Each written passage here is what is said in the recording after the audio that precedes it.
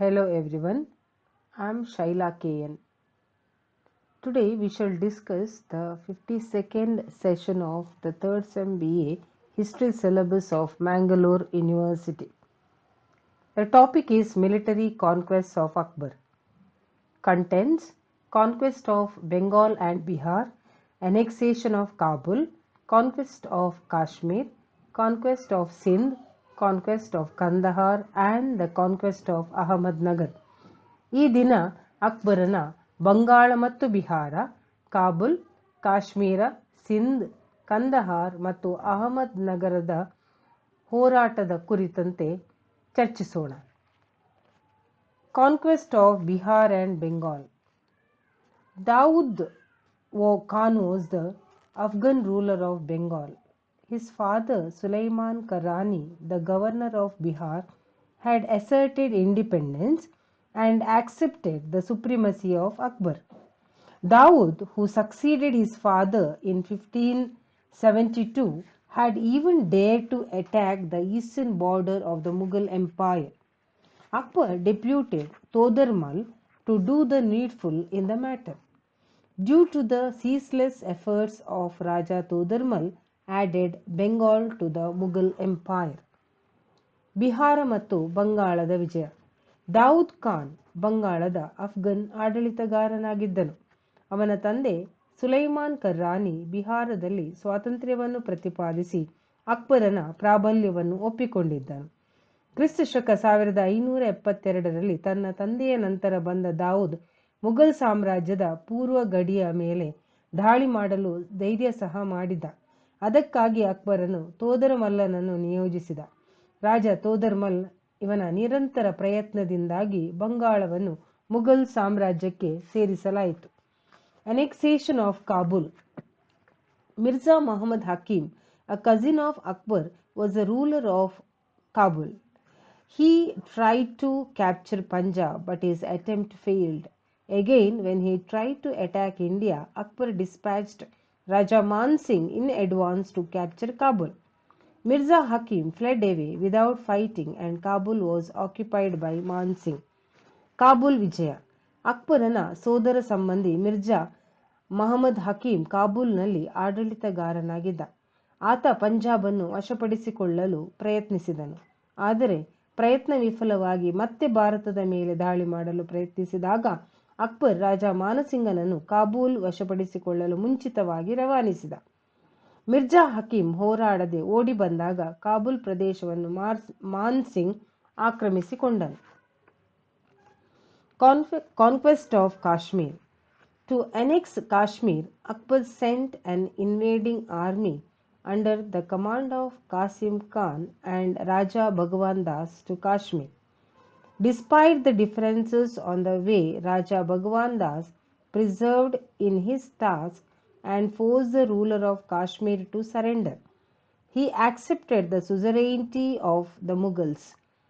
Yaqub Khan, son of Yusuf Khan, attempted to fight against the Mughals, but later surrendered himself and was imprisoned. Thus, Kashmir became part of the Mughal Empire. ಕಾಶ್ಮೀರದ ವಿಜಯ. ಕಾಶ್ಮೀರವನ್ನು ಸ್ವಾಧೀನಪಡಿಸಿಕೊಳ್ಳಲು ಅಕ್ಬರ್ ಕಾಸಿಂ ಖಾನ್ ಮತ್ತು ರಾಜ ಭಗವಾನ್ ದಾಸ್ ನೇತೃತ್ವದಲ್ಲಿ ಆಕ್ರಮಣಕಾರಿ ಸೈನ್ಯವನ್ನು ಕಾಶ್ಮೀರಕ್ಕೆ ಕಳುಹಿಸಿದ. ಆತ ಕಾಶ್ಮೀರದ ಆಡಳಿತಗಾರನನ್ನು ಶರಣಾಗುವಂತೆ ಒತ್ತಾಯಿಸಿದಾಗ ಮುಂದಿನ ತೊಂದರೆಗಳನ್ನು ಗಮನಿಸಿದ ಆತ ಮುಘಲರ ಸಾರ್ವಭೌಮತ್ವವನ್ನು ಒಪ್ಪಿಕೊಂಡನು. ಯೂಸುಫ್ ಖಾನ್ ಪುತ್ರ ಯಾಕೂಬ್ ಖಾನ್ ಮುಘಲರ ವಿರುದ್ಧ ಹೋರಾಡಲು ಪ್ರಯತ್ನಿಸಿದನು, ಆದರೆ ನಂತರ ಸ್ವತಃ ಶರಣಾಗಬೇಕಾಯಿತು. ಹೀಗೆ ಕಾಶ್ಮೀರ ಮುಘಲ್ ಸಾಮ್ರಾಜ್ಯದ ಭಾಗವಾಯಿತು. Conquest of Sindh. Abdul Rahim Khani Khana was appointed as the governor of Multan and assigned the responsibility to conquer Sindh by Akbar. Abdul Rahim attacked Sindh and defeated Mirza Zain Beg, the ruler of Sindh. The latter accepted service under the emperor and Sindh was annexed to the Mughal Empire. Sindh Vijaya. Abdul Rahim Khani ಖಾನನನ್ನು Multan governor ಆಗಿ ನೇಮಿಸಿ ಸಿಂಧ್ ಪ್ರದೇಶವನ್ನು ವಶಪಡಿಸಿಕೊಳ್ಳುವಂತಹ ಜವಾಬ್ದಾರಿಯನ್ನು ನೀಡಿದ. ಅಬ್ದುಲ್ ರಹೀಂ ಸಿಂಧ್ ಮೇಲೆ ದಾಳಿ ಮಾಡಿ ಸಿಂಧ್ ದೊರೆ ಮಿರ್ಜಾ ಜಾನಿಯನ್ನು ಸೋಲಿಸಿದ. ಹೀಗೆ Sindh Mughal ಸಾಮ್ರಾಜ್ಯಕ್ಕೆ ಸೇರಿಕೊಂಡಿತು. Conquest of Kandahar. Akbar was envious of capturing Kandahar when the Shah of Persia was in great difficulty on account of activities of the Turks and Uzbeks. Akbar took advantage of the situation. He sent an expedition to conquer Kandahar. Finally, the strong fort of Kandahar fell into the hands of the Mughals peacefully. Kandahar ವಿಜಯ. ಕಂದಹಾರ್ ಪರ್ಷಿಯಾ ರಾಜನ ಕೈಯಲ್ಲಿತ್ತು. ಟರ್ಕರು ಮತ್ತು ಉಜ್ಬೇಗ್ಗಳ ಚಟುವಟಿಕೆಗಳ ಕಾರಣದಿಂದಾಗಿ ಪರ್ಷಿಯಾದ ಶಹ ಬಹಳ ಕಷ್ಟದಲ್ಲಿದ್ದಾಗ ಅಕ್ಬರ್ ಪರಿಸ್ಥಿತಿಯ ಲಾಭವನ್ನು ಪಡೆದ. ಅವನು ಕಂದಹಾರನ್ನು ವಶಪಡಿಸಿಕೊಳ್ಳಲು ಸೈನ್ಯವನ್ನು ಕಳುಹಿಸಿದನು.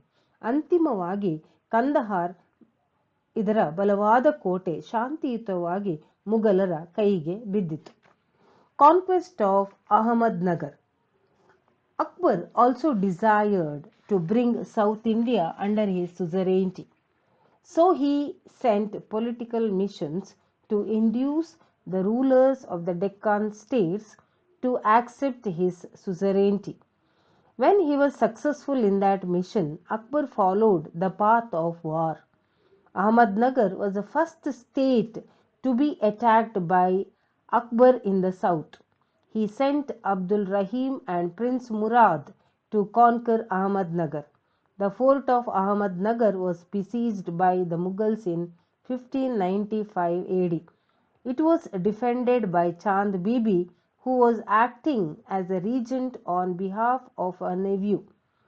She boldly defended the city of Ahmadnagar. However, the Mughals decided to have peace with Chand Bibi. Ahmednagar ವಿಜಯ.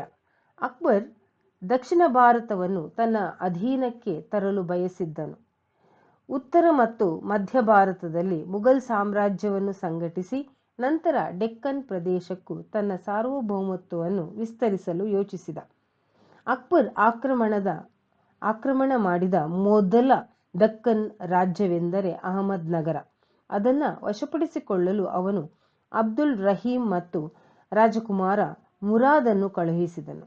ಕ್ರಿಸ್ತ ಶಕ 1595ರಲ್ಲಿ ಅಹಮದ್ನಗರ್ ಕೋಟೆಯನ್ನು ಮುಘಲರು ಮುತ್ತಿಗೆ ಹಾಕಿದರು. ಇದೇ ಸಂದರ್ಭ ಸೋದರಳಿಯನ ಪರವಾಗಿ ರಾಜಪ್ರತಿನಿಧಿಯಾಗಿ ಕಾರ್ಯನಿರ್ವಹಿಸುತ್ತಿದ್ದ ಹುಸೇನ್ ನಿಜಾಮ್ ಶಾನ ಮಗಳಾದ ಚಾಂದ್ ಬೀಬಿ ಧೈರ್ಯದಿಂದ ಅಹಮದ್ನಗರವನ್ನು ರಕ್ಷಿಸಿದಳು. ಹೀಗಾಗಿ ಮುಘಲರು ಚಾಂದ್ ಬೀಬಿಯೊಡನೆ ಶಾಂತಿ ಒಪ್ಪಂದವನ್ನು ಮಾಡಿಕೊಂಡರು.